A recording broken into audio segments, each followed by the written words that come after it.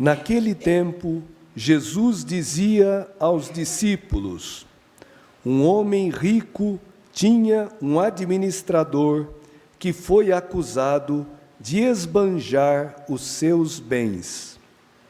Ele o chamou e lhe disse: que é isto que ouço a teu respeito? Presta contas da tua administração, pois já não podes mais administrar meus bens. O administrador, então, começou a refletir: o Senhor vai me tirar a administração. Que vou fazer? Para cavar, não tenho forças. De mendigar, tenho vergonha. Ah, já sei o que fazer, para que alguém me receba em sua casa, quando eu for afastado da administração. Então, ele chamou cada um dos que estavam devendo ao seu patrão e perguntou ao primeiro: quanto deves ao meu patrão? Ele respondeu: 100 barris de óleo. O administrador disse: pega a tua conta, senta-te depressa e escreve 50. Depois ele perguntou a outro: e tu, quanto deves? Ele respondeu: 100 medidas de trigo. O administrador disse: pega a tua conta e escreve 80. E o Senhor elogiou o administrador desonesto, porque ele agiu com esperteza. Com efeito, os filhos deste mundo são mais espertos em seus negócios do que os filhos da luz.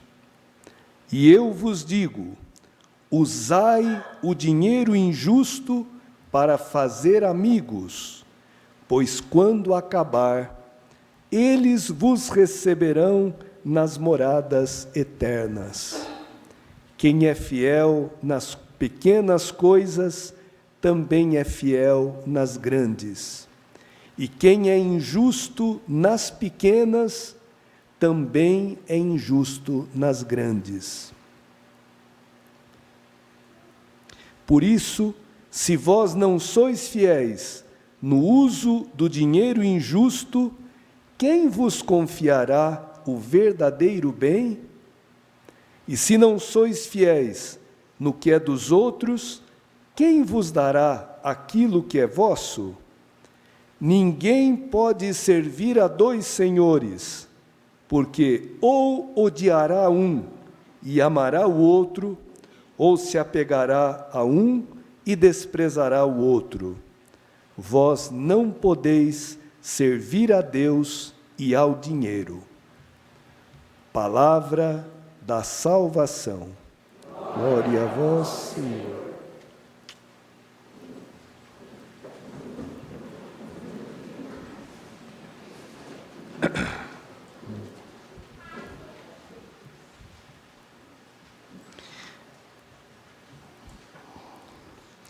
Esse evangelho sempre suscitou, irmãos, um espanto, para dizer o mínimo, entre as pessoas, uma incompreensão, porque parece que Jesus está elogiando um homem desonesto, uma desonestidade. É possível que Jesus faça isso? Espero que o Espírito Santo me ajude a explicar um pouquinho e todos nós a entendermos a beleza e a riqueza desse evangelho.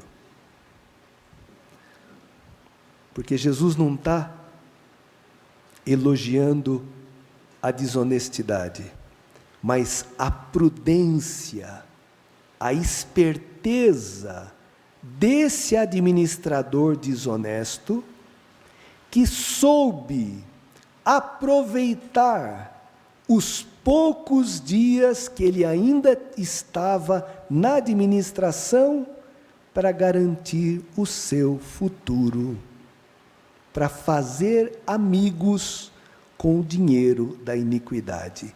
É isso que Jesus elogiou. E a frase fundamental para a gente entender esse evangelho é essa. Versículo 8. Com efeito, o Senhor elogiou o administrador desonesto porque ele agiu com prudência. Aqui está esperteza. Na Bíblia de Jerusalém está prudência. É um termo mais certo. Com efeito, os filhos deste mundo são mais prudentes em seus negócios do que os filhos da luz. Vamos ver no que consiste essa prudência. Tá bom, mas vamos começar do começo. Um homem rico tinha um administrador que foi acusado de dissipar os seus bens. Quem que é esse homem rico? Quem vocês acham? Deus, exatamente. Deus, Criador do céu e da terra. Quem que é esse administrador desonesto? Nós, eu, você. Nós não somos donos absolutos das coisas.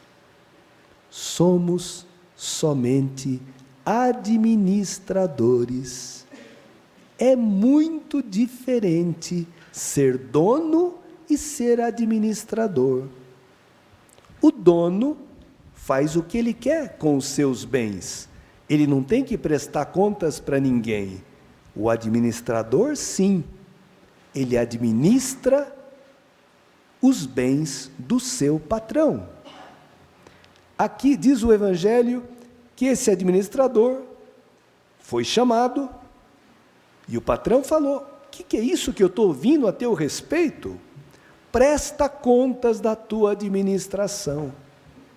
Todos nós teremos que prestar contas a Deus do que nós fizemos com os bens que Deus nos deu. Nosso corpo, nossa inteligência, nossa vontade, nossa família, nossa profissão, tudo que nós temos, tudo que faz parte da nossa vida, que Deus nos constituiu administradores. Deus, quando criou o homem e a mulher, no início, os criou à sua imagem e semelhança, e os colocou, e disse: dominai sobre os animais dos campos, as aves do céu, os peixes dos mares. Dominai a terra, multiplicai-vos e dominai a terra. Esse domínio é a administração. Deus colocou o homem na terra como seu capataz, seu administrador. Tá bom, acontece que esse administrador foi reprovado. E ele sabe que ele está com os dias contados. Tem um mês para ele acertar tudo e pegar a malinha dele e ir embora, despedido, desempregado. Essa palavra tão pesada, né? Que assusta tantas pessoas hoje e que atormenta tantos pais de família, tantas pessoas que não conseguem um emprego. Aí que entra a prudência. Ele começou a refletir: o que eu vou fazer quando o Senhor me tirar a administração? Pegar na enxada? Não tenho força. Mendigar? Morro de vergonha. Ele foi vendo as possibilidades, né? E falou: já sei o que eu vou fazer. Aqui está a prudência. Eu estava, essa semana, preparando uma catequese sobre a virtude da prudência para os jovens do pós-crisma, e descobri umas coisas lindas, que essa palavra prudência pode derivar do latim de duas palavras: previdens e providens.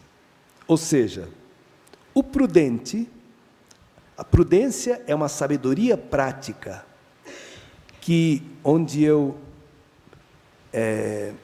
descubro o que é que eu devo e o que é que eu não devo fazer numa situação determinada. Essa é a prudência, uma definição. Mas o prudente é aquele que prevê alguma coisa que vai acontecer e provê uma solução, uma saída para aquilo que ele está prevendo. Ou seja, o prudente, ele é previdente e é providente. Ele previu, eu estou no olho da rua, daqui a poucos dias acabou, não terei mais poder. E como que ele proveu a sua subsistência e o seu futuro? Chamou os devedores, né, do seu patrão, e disse: quanto você deve? 100 barris de óleo. Escreve aí, 80, 50. Como? Você vai me perdoar metade da dívida? Amigo é para essas coisas, fica tranquilo, escreve aí. Chamou o outro: quanto você deve, meu patrão? 100 medidas de trigo. Escreve aí, 80. Como? Você vai me perdoar? Isso aqui é uma quantidade imensa. É muito dinheiro, é muito mantimento, que se traduz em muito dinheiro. Escreve aí, 80. O que? Você vai me perdoar 20 medidas de trigo? Amigo é para essas coisas, fica tranquilo, escreve aí. Esse cara, quando foi mandado embora, passou na rua, encontrou um daqueles: como é que você está? Tudo bem? Sabe como é que é? Estou desempregado. Você desempregado? Imagina, vem trabalhar comigo. Não ficou uma semana desempregado. Jesus elogia a prudência, a esperteza desse homem que garantiu o seu futuro com os bens do seu patrão. Está dizendo isso para você e para mim. Aproveita o pouco tempo que você tem. Você que administrou mal as coisas do patrão e faz amigos com o dinheiro da iniquidade. Está aqui. Usai o dinheiro injusto, chama o dinheiro de injusto, de iníquo, para fazer amigos, pois quando acabar, quando ele faltar, eles vos receberão nas moradas eternas. Quando que o dinheiro vai acabar? E quem são esses que nos receberão nas moradas eternas? O dinheiro vai acabar quando eu morrer. Não vai me servir para nada. Caixão não tem gaveta. E quem são esses que vão... Que amigos são esses que eu posso fazer com o dinheiro iníquo? Os pobres, aqueles que carecem de todo tipo de bens. A palavra está dizendo: faça amigos com o dinheiro da iniquidade. No dia que ele faltar, o dia que você morrer, esses pobres, lá no céu, vão se levantar em teu favor e vão dizer para São Pedro, que vai estar na porta, né, deixando entrar ou barrando: olha, senhor, esse daí me ajudou, eu estava numa penúria danada, olha, e me ajudou, eu pude não morrer de fome, eu pude comprar um remédio, eu ganhei uma roupa, eu não sei, eu estava desempregado e aquela pessoa, mesmo não podendo muito, me deu um serviço, me arrumou um emprego. Os pobres se levantarão e vos receberão nas moradas eternas. Você acredita nisso?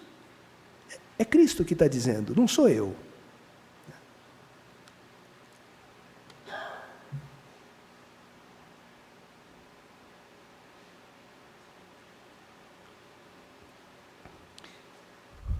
Os pobres, hoje a primeira leitura de Amós, um profeta do século VIII antes de Cristo, que é o grande profeta da justiça social. Ele denuncia aquelas pessoas que exploravam os pobres, né? Quando vai passar a lua nova, a festa da Páscoa, para a gente vender bem a mercadoria, e o sábado, né? Para darmos pronta saída ao trigo, para diminuir medidas, aumentar pesos e adulterar balanças, dominar os pobres com dinheiro e os humildes com um par de sandálias. Que coisa, irmãos! A corrupção, a injustiça é velha como o homem, como a Bíblia. Agora, se alguém pensa que pode cometer a injustiça, defraudar o pobre e vai ficar impune, escute o finalzinho dessa leitura. Por causa da soberba de Jacó, jurou o Senhor: nunca mais esquecerei o que eles fizeram. Eu estava pensando e tremendo diante dessa palavra. Quando Deus, que é amor, que é misericórdia, que é perdão, jura dizendo que não vai esquecer a injustiça feita aos pequenos, todo tipo de trapaça, de propina, de roubo, porque, irmãos, a corrupção tem um preço, e o preço é a vida dos pobres que morrem sem assistência no hospital, meninos sem escola, estradas todas deterioradas, ou sem estradas, tanta coisa que falta no nosso país, que poderia ser uma Suíça, mas por causa da corrupção e da cultura, do aproveitamento, a cultura do Gerson, tirar proveito em tudo, né? Estamos como estamos. Pois bem, jurou o Senhor: nunca mais esquecerei o que eles fizeram. Ou seja, irmãos, Deus pedirá contas, e Deus não é o Supremo Tribunal Federal, é um pouquinho bem acima. E aí não tem apelação e não tem superadvogados que acham sempre uma brecha na lei para defender o indefensável. Tá bom. Uma palavra forte. E depois continua o Evangelho, né? Quem é fiel, como Jesus é prático, como Jesus é concreto. Que coisa impressionante. Quem é fiel nas coisas pequenas, também é fiel nas grandes. Quem é injusto nas pequenas, também é injusto nas grandes. As pequenas, irmãos, é o dinheiro, as coisas materiais. Quem é injusto nisso? Quem não sabe administrar as coisas materiais, como é que vai saber administrar as espirituais? Se vós não sois fiéis no uso do dinheiro injusto, quem vos confiará o verdadeiro bem? Sabe qual é o verdadeiro bem? O Espírito Santo. Se eu sou injusto no pouco, como é que Deus vai me entregar o Espírito Santo? Eu vou estragar o Espírito Santo, eu vou desperdiçar, eu vou jogar fora, eu vou administrar mal, como administro mal o pouco. Por isso, irmãos, a conversão começa nas pequenas coisas. E que bom se a gente se questionasse: no que eu preciso ser fiel? Qual é o pouco onde eu não estou sendo fiel? Porque às vezes nós procuramos grandes conversões, grande santidade, grandes coisas, e descuidamos do mínimo, daquela oração de todo dia, né? De pagar o dízimo, que é a minha obrigação, né? Não estou fazendo um favor a Deus, eu estou devolvendo um pouquinho do que Ele me deu. É de justiça, né? E deveria ser para um cristão uma alegria. Se a igreja é a minha casa, se nela eu recebo um alimento espiritual que não tem preço, é mais do que justo que eu ajude a manter a minha casa com uma parte do meu dinheiro. É assim na tua casa? Se você trabalha, você mantém a tua casa? E por que na igreja é uma esmolinha e não nos sentimos responsáveis verdadeiramente? Não temos a alegria de poder colaborar? Então, irmãos, uma palavra maravilhosa. E Cristo termina dizendo: ninguém pode servir a dois senhores, ou odiará um e amará o outro, ou se apegará a um e desprezará o outro. E olha que interessante, vós não podeis servir a Deus e ao dinheiro. Em grego é a mamona, não é a mamona, é um deus, mamon, o deus riqueza. Jesus não fala, não podeis servir a Deus e ao poder, não podeis servir a Deus e ao sexo, não podeis servir a Deus e não sei mais o quê. Deus e o dinheiro. O dinheiro é o símbolo de todos os deuses falsos, os ídolos, que geram corrupção e morte. Um cristão mostra que ele é cristão, que ele tem o Espírito de Deus, se ele, quando tem que decidir uma coisa, ele não coloca o dinheiro em primeiro lugar. Não sei, alguém se casa e de repente tem uma proposta muito boa, só que ele vai ficar 5 meses fora de casa, colocando em risco a sua família, a comunhão com a esposa, a presença com os filhos. Não, mas o dinheiro, essa proposta é irrecusável. Por que é irrecusável? Quem é o teu Deus? É o dinheiro ou é Jesus Cristo? Se for Jesus Cristo, você pode dizer, não me serve. Mais importante do que o trabalho é a minha família. Se esse dinheiro de sobra vai me separar, vai causar uma desgraça no meu casamento, fora daqui. Prefiro ganhar menos e manter a família unida do que... Fiz um exemplo, irmãos, mas poderia... Não podeis servir a Deus e ao dinheiro. E o dinheiro, irmãos, é um Deus poderosíssimo. A mola que move o mundo.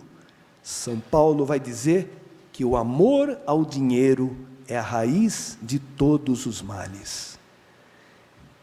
Por isso, irmãos, que a segunda leitura, e eu termino, traz uma boa notícia.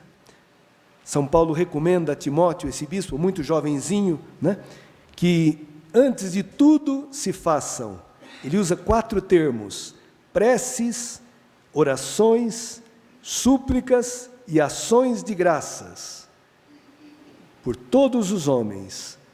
Isso significa relação com Deus, pedir, agradecer, viver um diálogo de amor com Deus, porque só assim eu fico livre do domínio do império do Deus dinheiro.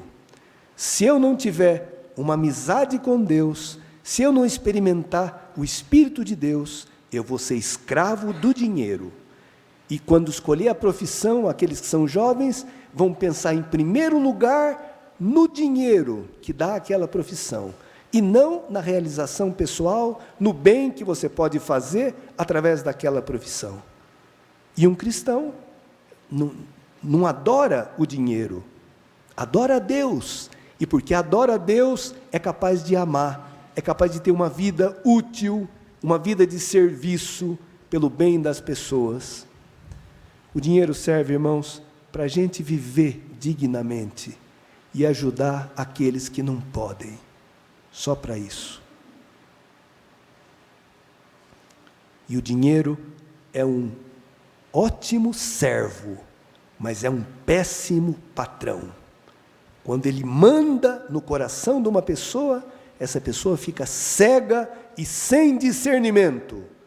Quando o dinheiro é teu empregado, teu servo, ele pode fazer muito bem e beneficiar muita gente. Oxalá o dinheiro nunca seja o nosso Deus. Deus nos livre do apego, do amor ao dinheiro, da cobiça, o demônio da cobiça, que devora os homens, que destrói tudo, tudo. Tá bom, mas eu dizia da oração, né? E olha que coisa linda, rezar também pelos que governam. A igreja sempre rezou pelos governantes, a fim de que possamos levar uma vida tranquila e serena, com toda piedade e dignidade. Sabe quem era o imperador nesse tempo? Ouviram falar num tal de Nero? Esse era o bom governante do Império Romano. E a igreja rezava por ele, que pôs fogo em Roma e pôs a culpa nos cristãos e matou queimado milhares de cristãos. A igreja rezava, e sempre rezou, e sempre rezará pelas autoridades, que não são deuses, são homens, administradores, que um dia prestarão contas a Deus da sua administração. Vimos esses dias, na minha terra, em Orlândia, né?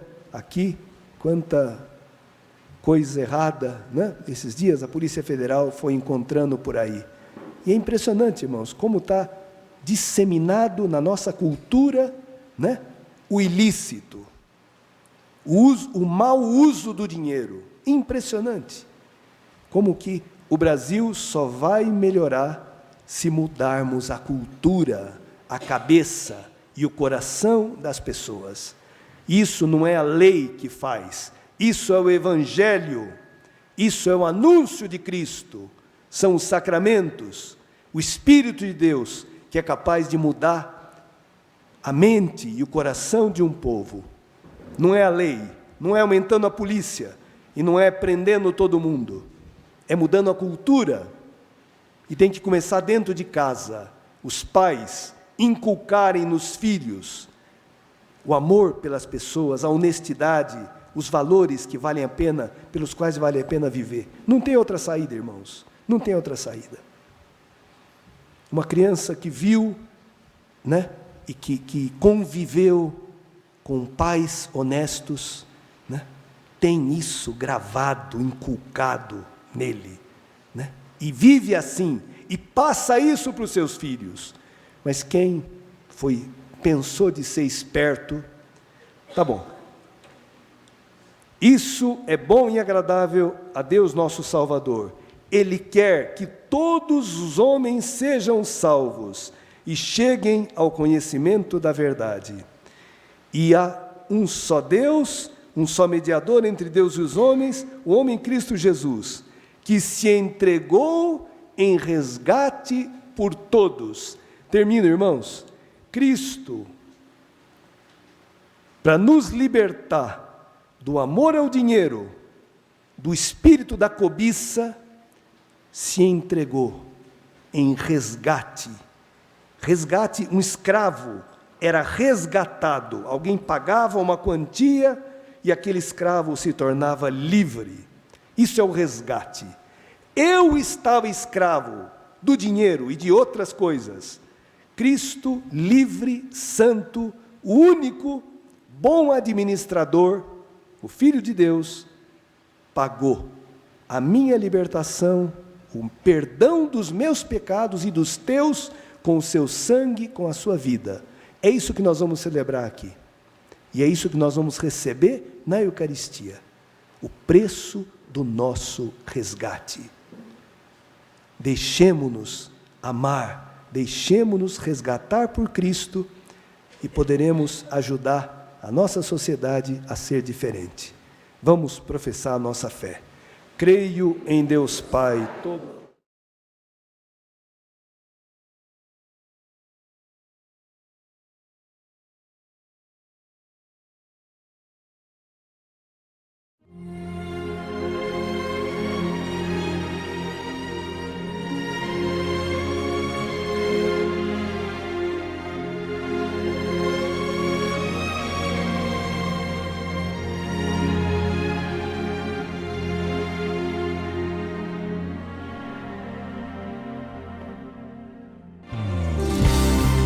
Olá, gente, eu sou o Dunga.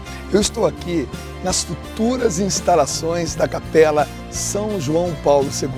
Você de Franca pode fazer com que esse sonho, sonhado por tantas pessoas, se torne realidade. Estamos em plena campanha. Eu estou aqui hoje porque eu já conheço esse terreno, já conheço esse bairro, conheço a cidade de Franca. Há 25 anos participo desse raléu maravilhoso.